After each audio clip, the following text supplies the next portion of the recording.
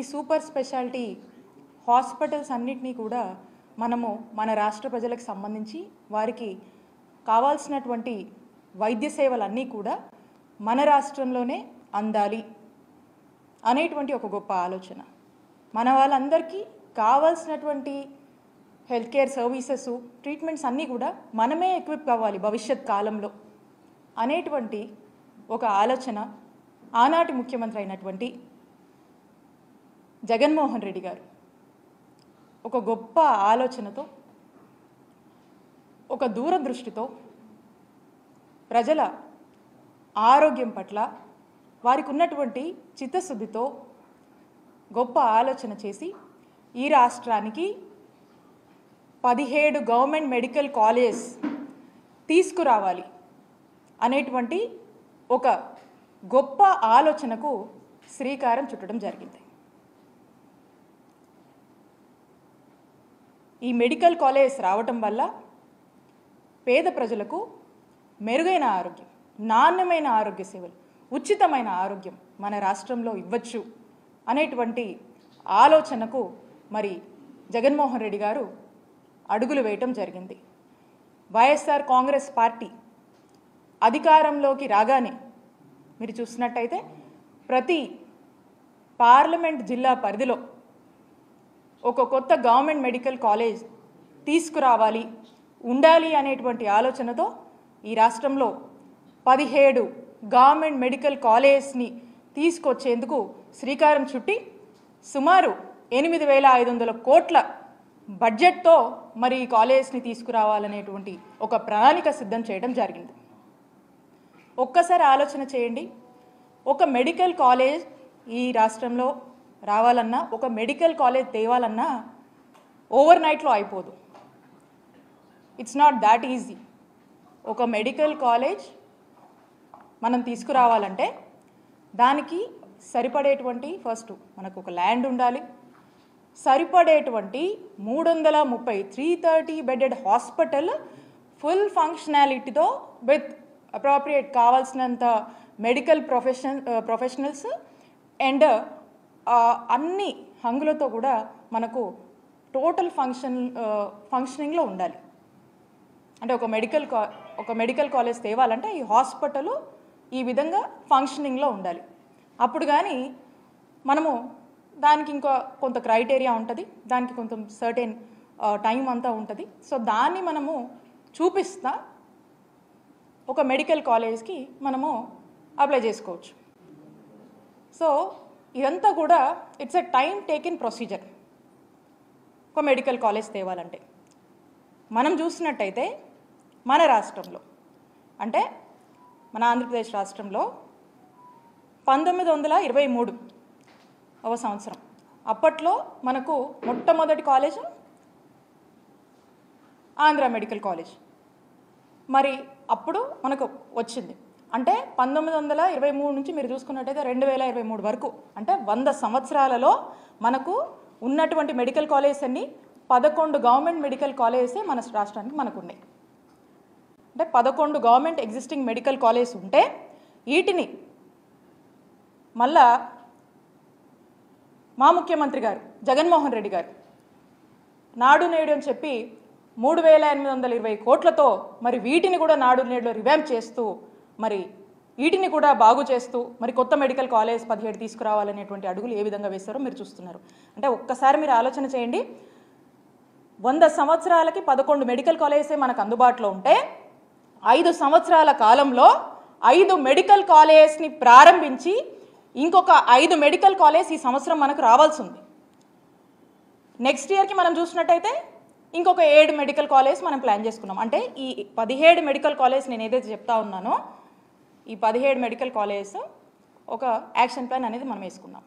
ఏంటి action plan అంటే first ఫేజ్లో ఒక 5 మెడికల్ కాలేజ్ తీసుకురావాలి, సెకండ్ ఫేజ్లో ఇంకొక 5 మెడికల్ కాలేజ్ తీసుకురావాలి, ఆ తర్వాత ఫేజ్లో ఇంకొక 7 మెడికల్ కాలేజ్ తీసుకురావాలి అనేది ఒక యాక్షన్ ప్లాన్ ఫేజ్డ్ మేనర్గా 3 ఫేజెస్ కింద మనం పెట్టుకున్నాం. అన్ఫార్చునేట్లీ మన ప్రభుత్వం వచ్చినాక కోవిడ్ పాండమిక్ వల్ల దేశమే స్తంభించిపోయింది. అలాంటి పరిస్థితులు ఎదుర్కొని కూడా ప్రజలకు మెరుగైన ఆరోగ్యం ఇవ్వాలి, ప్రజలు ఎప్పుడూ కూడా ఏ రకమైనటువంటి ఆరోగ్య పరిస్థితుల వల్ల ఇబ్బంది పడకూడదు, ఇంకో రాష్ట్రానికి మనం వైద్యం కోసం పోయేటువంటి పరిస్థితి భావి తరాలకు రాకూడదు అనేటువంటి ఒక ఆలోచన చేసి మరి అంత కోవిడ్ పాండమిక్ని కూడా మనం ఎదుర్కొని రావాల్సినటువంటి 5 మెడికల్ కాలేజ్ లేట్ అయినప్పటికీ కూడా అవసరమైనటువంటి మేరకు ఖర్చుని అన్ని విధాలుగా కూడా మనం అన్ని రిసోర్సెస్ని కూడా ప్రాపర్గా అక్యుములేట్ చేసుకొని యూటిలైజ్ చేసుకొని మరి చేయాల్సినటువంటి ఖర్చును కూడా చేసి అన్ని విధాలుగా అటు రిక్రూట్మెంట్ అయితేనేమి, కన్స్ట్రక్షన్ రిలేటెడ్ అయితేనేమి ప్రతిదాన్ని కూడా మనం జాగ్రత్త చేసుకొని మరి ఈ 5 మెడికల్ కాలేజ్ని తీసుకొచ్చాము. 5 మెడికల్ కాలేజ్ని మరి లాస్ట్ ఇయర్ మీరు చూసారు, జగన్మోహన్ రెడ్డి గారు వీటిని ప్రారంభించారు. మరి ఈ సంవత్సరానికి సంబంధించినటువంటి సెకండ్ ఫేజ్లో మనం మాట్లాడుతున్నటువంటి 5 మెడికల్ కాలేజెస్ వాటి పరిస్థితి ఏంటి? ఆల్రెడీ మా టెన్యూర్లోనే మేమున్నప్పుడు దానికి కావాల్సినటువంటి ఇన్ఫ్రాస్ట్రక్చర్ని, దానికి తగినటువంటి కొంత గ్రౌండ్ వర్క్ అనేది మేము పూర్తి స్థాయిలో కూడా మేము చేయడం జరిగింది. ఇంకా కొంత చేయవలసింది ఉంది. ఆ చేయవలసింది కూడా ఇప్పుడు ప్రభుత్వంగా ఆ బాధ్యత మీ మీద ఉందని తెలియజేస్తూ ఉన్నాం. మరి ఆ బాధ్యతను మీరు సక్రమంగా నెరవేర్చి ఈ 5 కాలేజీలు మరి ఈ సంవత్సరం అందుబాటులోకి రావాల్సినటువంటి అవసరం ఏదైతే ఉందో ఆ 5 కాలేజీలని మరి రావాల్సినటువంటి పరిస్థితుల్లో మరి ఏ కాలేజ్ కూడా మరి ఇప్పటికి కూడా మనకు వీటి మీద ఒక ప్రాపర్ క్లారిటీ అనేది లేదు.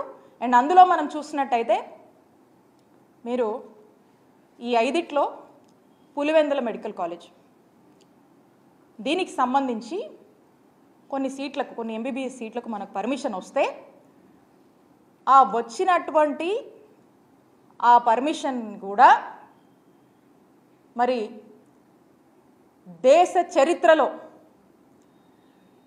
ఏ రాష్ట్రం కూడా చేయనటువంటి దుస్సాహసం ఈ కూటమి ప్రభుత్వం చేసి రిటర్న్లో మాకు ఈ మెడికల్ కాలేజ్ వద్దు అని లెటర్ రాసినటువంటి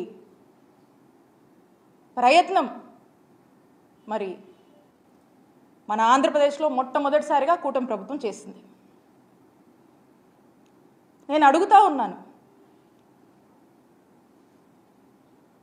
ఒక మెడికల్ కాలేజ్ తేవాలంటేనే ఎంత కష్టమో, 100 ఏళ్లకే 11 మెడికల్ కాలేజ్ మనకు ఉన్నటువంటి చరిత్ర మనకు ఉంటే మరి 5 సంవత్సరాల కాలంలో 17 గవర్నమెంట్ మెడికల్ కాలేజ్ తీసుకురావాలనేటువంటి ఒక గొప్ప సంకల్పం జగన్మోహన్ రెడ్డి గారు చేస్తే దాంట్లో 5 సంవత్సరాల్లో 5 మెడికల్ కాలేజ్ తీసుకొచ్చి ఈ సంవత్సరం 5 అందుబాటులోకి రావాల్సినటువంటి పరిస్థితి ఉండగా వచ్చే సంవత్సరానికి 7 కాలేజీలు మళ్ళీ అందుబాటులోకి రావాల్సినటువంటి పరిస్థితి ఉండగా మరి వచ్చినటువంటి ఒక కాలేజ్కి వద్దు అని చెప్పి మీరు రిటర్న్లో లెటర్ రాశారంటే దీన్ని ఏమనుకోవాలి?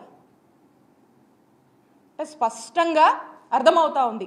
అంటే పులివెందుల మీద మీకున్నటువంటి ద్వేషభావం,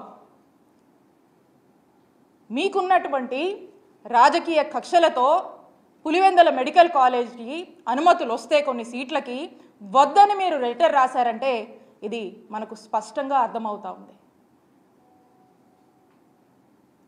ఇలానే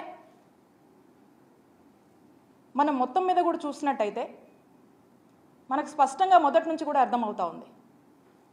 ఏమని? ఈ మెడికల్ కాలేజ్ తీసుకురావాలి, ఈ రాష్ట్రంలో టెరిషరీ కేర్ స్ట్రెంథన్ చేయాలి అనేటువంటి ఆలోచన జగన్మోహన్ రెడ్డి గారు చేశారు. ఈ ఆలోచనని బాధ్యతగా మనం బాధ్యతగా అడుగులు వేసి మనం 5 కాలేజీలు తెచ్చాము, ఇంకా 5 రావాల్సినవి ఉన్నాయి. దీని మీద ఇప్పుడు